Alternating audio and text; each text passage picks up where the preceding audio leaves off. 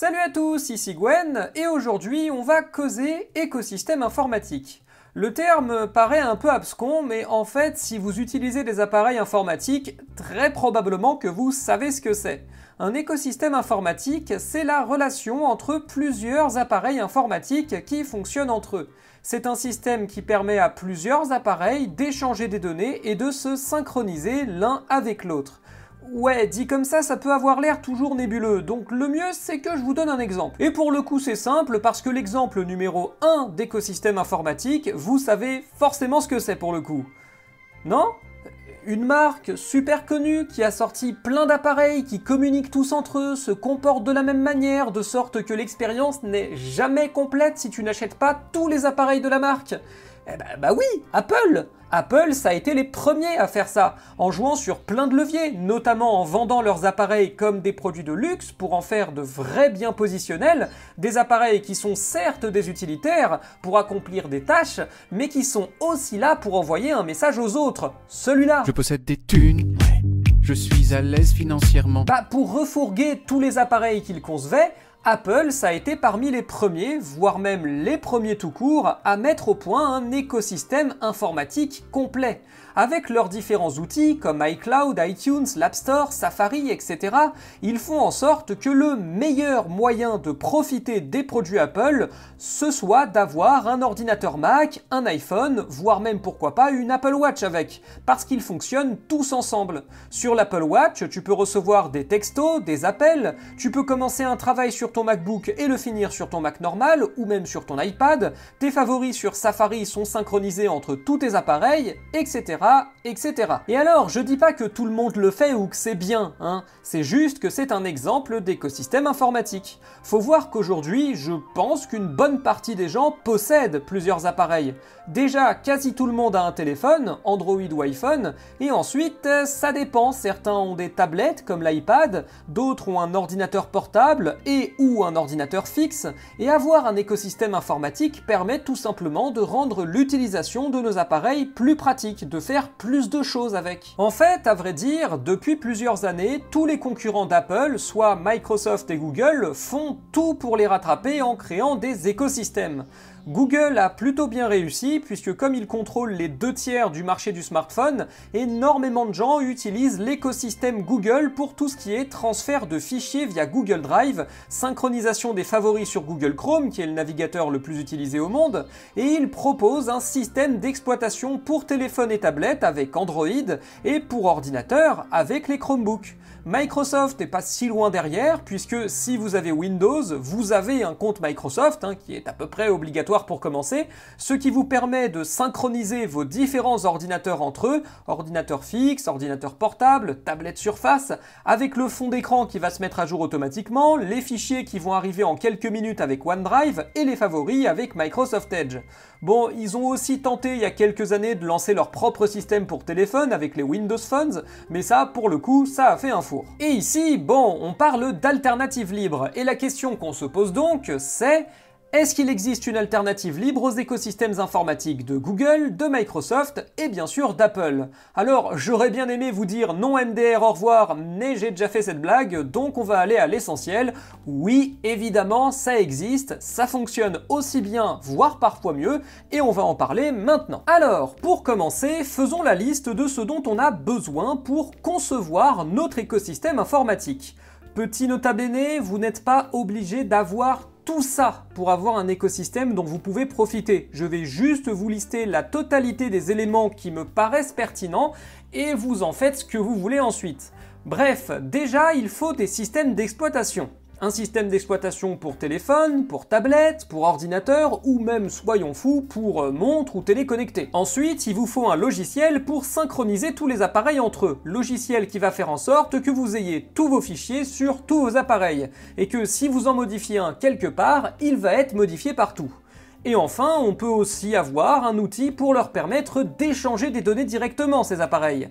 Par exemple, pour envoyer des SMS depuis votre ordinateur, ou pour envoyer des fichiers à votre ordi depuis votre téléphone. Donc, on récapitule. Un écosystème informatique libre, c'est un système d'exploitation libre pour chaque appareil, un outil pour synchroniser les fichiers entre eux, et un outil pour échanger les données directement. Bon, ça fait une bonne liste de courses mine de rien, et s'il y en a ici qui sont nouveaux, ils se demandent peut-être à ce stade pourquoi faire tout ça. Eh ben, il y a plein de raisons pour lesquelles c'est mieux d'avoir des systèmes libres. Déjà, c'est quasi toujours gratuit, notamment pour les systèmes d'exploitation. Ensuite, c'est beaucoup plus respectueux de votre vie privée, vous n'avez pas d'entreprise qui va espionner ce que vous faites pour vous harceler de pubs ciblées ensuite. C'est souvent plus écologique parce que ça consomme moins de ressources ou parce que les acteurs du libre sont plus engagés dans des démarches écologiques, et ça permet aussi de ne pas financer de grosses multinationales informatiques aux pratiques, on le sait, pas très éthiques. Alors allons-y. Pour les systèmes d'exploitation, j'en ai deux à vous recommander. Sur téléphone, c'est clairement Murena, une alternative libre à Android qui permet d'avoir accès à toutes les applications d'Android sans envoyer ses données à Google. J'avais fait une vidéo dessus, c'est très fonctionnel et ça peut tout à fait tenir la comparaison avec les géants de la tech. Il est disponible sur un grand nombre de téléphones et vous avez aussi la possibilité d'acheter directement un téléphone Murena sur leur site. Sur ordinateur, c'est évidemment un système Linux. Les distributions Linux sont des systèmes d'exploitation libres et gratuits pour l'écrasante majorité d'entre eux. Perso, mon préféré est de loin Fedora, qui est ultra pratique et efficace, mais pour un débutant complet, je conseillerais plutôt Linux Mint, conçu spécifiquement pour être clé en main, c'est-à-dire que vous n'avez rien à faire du moment où il est installé sur votre ordinateur, et ce, que vous veniez de Mac ou de Windows.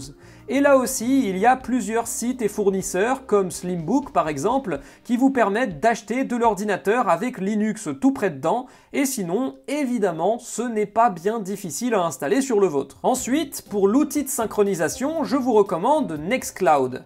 Nextcloud, c'est une technologie qui permet de créer un serveur cloud et donc de synchroniser à la fois vos fichiers, vos notes, votre agenda ou encore vos contacts, et même d'avoir une boîte mail en RAB. Pour l'utiliser, il faut passer par un fournisseur. D'ailleurs, Murena en propose un que vous pouvez activer dès que vous commencez sur leur téléphone avec 1 giga gratuit. C'est une solution qui permet de tout synchroniser entre vos ordinateurs et aussi avec votre téléphone ou tablette. Nextcloud est disponible sur toutes les plateformes et c'est la meilleure solution que je connaisse pour la synchronisation. Et moi qui ai longtemps connu OneDrive à l'époque où j'étais sur Windows, eh ben je trouve que Nextcloud fonctionne mieux et est plus rapide à tout synchroniser. Ah, et pour ce qui est des favoris, il y a pas mal de choix et le plus célèbre c'est encore le compte Mozilla via le navigateur Mozilla Firefox et les navigateurs compatibles. Alors oui, si vous avez besoin d'un drive avec plusieurs gigas dans un écosystème libre, c'est jamais gratuit. Maintenant, non seulement c'est pas très cher, Murena est au-dessus des prix standards et pourtant ça reste accessible, mais en plus, vous connaissez l'adage, si c'est gratuit, c'est vous le produit. Si Google et Microsoft vous proposent des drives gratuitement, c'est parce qu'ils s'y retrouvent financièrement, en pompant allègrement vos données personnelles. Ah et puis, accessoirement, sur le temps long, ça peut même revenir moins cher, parce que si vous vous tenez loin des grandes entreprises, vous vous tenez aussi loin de la publicité ciblée, et vous êtes donc moins incité à la consommation. C'est un peu bête comme calcul, mais en même temps ça a fait ses preuves. Et tant qu'à être écolo, un truc qui peut toujours être cool, c'est de regarder où et comment sont hébergés les drives des différents fournisseurs. Concernant Murena, si on se fie à leur site, les serveurs sont hébergés en Finlande. Et oui, héberger les serveurs en Finlande, c'est un peu plus écolo, tout simplement parce que la température moyenne est plus froide et que donc les serveurs nécessitent moins d'eau pour leur refroidissement. Et accessoirement, ceux-là sont maintenus par des énergies renouvelables apparemment. Et je suis pas allé regarder partout, mais ça m'étonnerait beaucoup qu'ils soient les seuls à faire ça. Mine de rien, les drives, c'est très consommateur en énergie et en eau, donc faire confiance à des sources écologiques si vous en avez vraiment besoin, c'est toujours un plus, d'autant que leurs prix sont pas non plus atroces. Et enfin, pour l'échange direct de données, vous pouvez utiliser l'application KDE Connect. KDE Connect, c'est l'un des outils que quasi personne connaît, mais toutes les personnes à qui j'en ai parlé ont trouvé ça trop bien. En gros, c'est une application à installer à la fois sur son ordinateur et sur son téléphone et qui permet de faire plein de trucs. Vous pouvez envoyer des fichiers d'un appareil à l'autre, envoyer et recevoir des SMS directement sur votre ordinateur, le faire sonner si vous savez pas où il est et en tant que tête en l'air de compétition, je vous jure que c'est pratique, et aussi d'autres trucs comme l'utiliser comme pointeur de souris. En combinant tous les outils dont je viens de vous parler, non seulement vous pouvez passer ultra naturellement d'un appareil à l'autre à chaque fois que vous avez besoin de faire un truc, vous avez accès à tous vos fichiers en permanence et en plus, ils sont sur plusieurs appareils en même temps, ce qui fait que s'il y en a un qui meurt, vos données sont en sécurité. Tous ces outils sont libres et respectueux de la vie privée, donc aucun risque d'avoir une entreprise qui regarde ce que vous faites pour vous proposer des publicités ciblées ensuite. Un exemple tout bête pour moi, mais je peux commencer à écrire une vidéo sur mon ordinateur fixe, puis aller dans un café pour la terminer sur mon ordinateur portable, faire la recherche d'images et les captures d'écran, rentrer chez moi, retourner sur le fixe et enregistrer la vidéo, puis commencer le montage en ayant récupéré tous les fichiers dont j'ai besoin. Un autre exemple tout bête, c'est que plutôt que d'acheter une télé connectée la peau des fesses, vous pouvez brancher votre ordinateur portable en HDMI sur un écran classique, vous installer dans le canapé et le contrôler à distance avec KDE Connect comme télécommande. Ouais, pour le coup, j'ai jamais trop compris l'intérêt des téléconnectés quand tu peux faire ça, j'avoue. Ah, et bien sûr, ça paraît logique, mais même si vous n'avez pas de fichiers sensibles, pensez à sécuriser votre compte. On sait jamais qui pourrait réussir à le pirater. Donc prenez un mot de passe difficile et activez la double authentification. J'ai vu trop de gens se faire voler un compte en ligne parce qu'ils ne l'avaient pas fait. Et bien évidemment, tous les outils que j'ai mentionnés permettent de le faire. Donc, pour conclure, ce qu'on peut utiliser comme un écosystème informatique libre, c'est Murena sur son téléphone, Linux sur son ordinateur, Nextcloud pour synchroniser les fichiers et KDE Connect pour les échanger. Tout ça peut s'obtenir facilement, gratuitement à part Nextcloud, et pour vraiment pas très cher concernant Nextcloud. Alors avant de conclure, je vais vous faire un petit passage mention honorable pour vous citer les trucs que moi, perso, j'ai pas pu tester, mais qui peuvent vous permettre d'aller plus loin. Si vous avez besoin d'une montre connectée, il existe un système libre appelé AsteroidOS qui propose un très large choix d'appareils compatibles.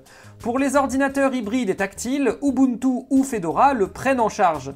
Pour les tablettes pures, il y a encore du chemin à faire. Pour les téléphones, UbiPorts, une distribution Linux pour smartphone, est de plus en plus proche d'être utilisable par tous en vous permettant d'installer les applis Android. Et il y a aussi GNOME, dont l'interface mobile est incroyable.